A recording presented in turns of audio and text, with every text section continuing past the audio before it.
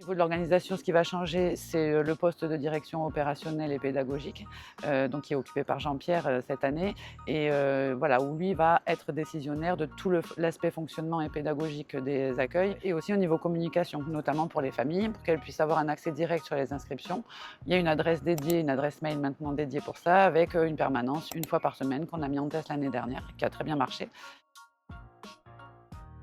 Cette année, nous avons décidé de prendre beaucoup plus en compte la parole des enfants. Donc sur l'accueil périscolaire, les lundis, il y aura Free Party. Ce sont des jeux à l'initiative des enfants.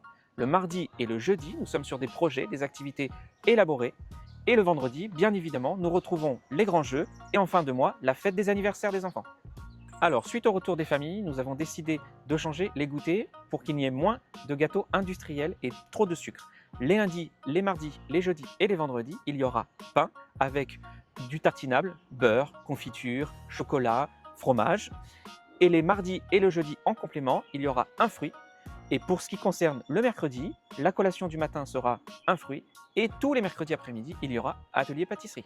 J'ai décidé de réorganiser la prise en charge sur le temps de l'accueil périscolaire. Les animateurs seront référents d'un groupe section ou classe, ce qui permettra un meilleur suivi individualisé, bien que nous soyons sur un accueil collectif de mineurs, ce qui permettra également d'avoir un repère pour les enfants, mais également pour les parents et pour les enseignants.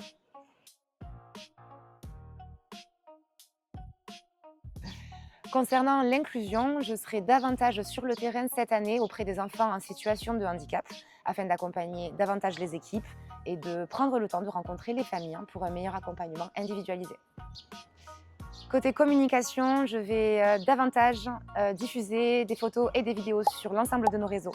L'objectif, ça va vraiment être de mettre en valeur notre association, notre expertise et surtout nos professionnels. On ouvre une nouvelle page du projet associatif qui s'écrira et qui prendra vraiment forme dès janvier 2027. Donc je suis très impatiente de vivre une nouvelle aventure au RJO après 20 ans de vie associative. Voilà encore reparti vers de nouvelles aventures.